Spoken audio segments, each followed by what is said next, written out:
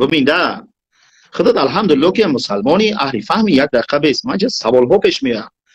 یعنی از دیدگاه اسلام اکا وای مالی که مردم دادن لطفا دبای نداره مگر من بزنم.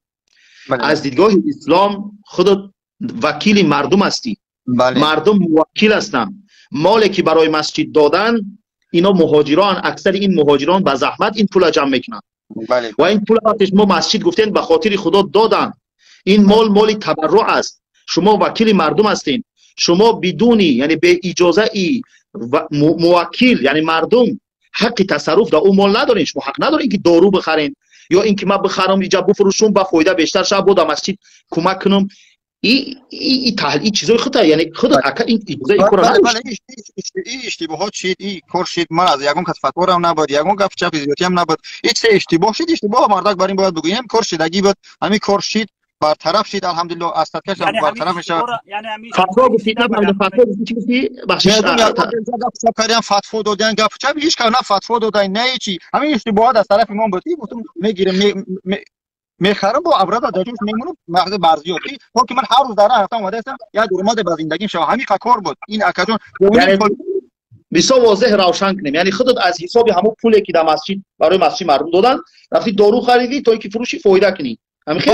بله فایده کنم با فایدهش برزیات با دستومی مسجد اون عقیده ای خدمت با یگان کس بول نبری نبیوریش که قانونی این فکر خدمت یگان کس اینجا فتوا ماتو یگان چی دودگی نیست. این همین قدر بود. بله مثلا مودا هست که گویا بعضیا فتوا دادن خیلی گپا برآمدگی نه هیچ فتوا ماتو هیچ طریق گپ چپ زیادی لیکن خودت نادرست است. ما واضح روشن برات میگم. خودت وکیل مردم بودی، مردم پول روان کردن، وظیفه خودت تنها این بود که کم از زیاد است به همون پول باید مسجد تیار میکردی. ببین الحمدلله 14 میلیون زیاد پول با این پول آزاد میشه و مسجد رو ریمونت کردن. ضرورت نبود این کار اکا کاری نادرست است. این کاری نادرست بود. مقصد حکم باید گفته شود.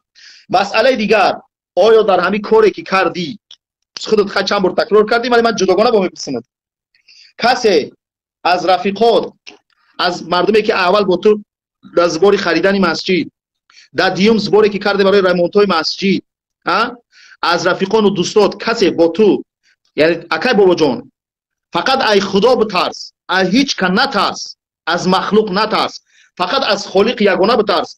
آبروی انسان با خونش برابره. پیامبر صلی الله علیه و سلم میگه کل مسلم علی المسلم حرام دمه و ماله و عرضه.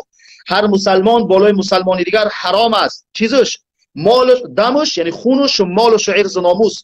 آبروی تو، آبروی من، آبروی ابو محمد که اینجا 6 تا روبرو منمی برادر که من در کارهای خیریه همین برادر راهبری خودم میدونم، همین برادرها دیگر همه با دوستایی که هستم از برابر به خون شونه از هیچ کنه ترس. من واضح روشن برات میگم آیا کسی تر در همین کار مجبور کرد یا راهنمایی کرد یا مشوره داد از همکارات از رفیقات در همین کاری کردگی از پول مسجد دارو گرفتی و خواستی که فایده کنی با فکر خودت با مسجد کمک کنی. یعنی همین کار دا کسی با تو در همین تجارت یعنی بگیریم شکل اگر چی تجارت نیست زیرا الله در قرآن میگه احل الله البیع، الله بیع حلال میدونه. این کار شما حلال نبود.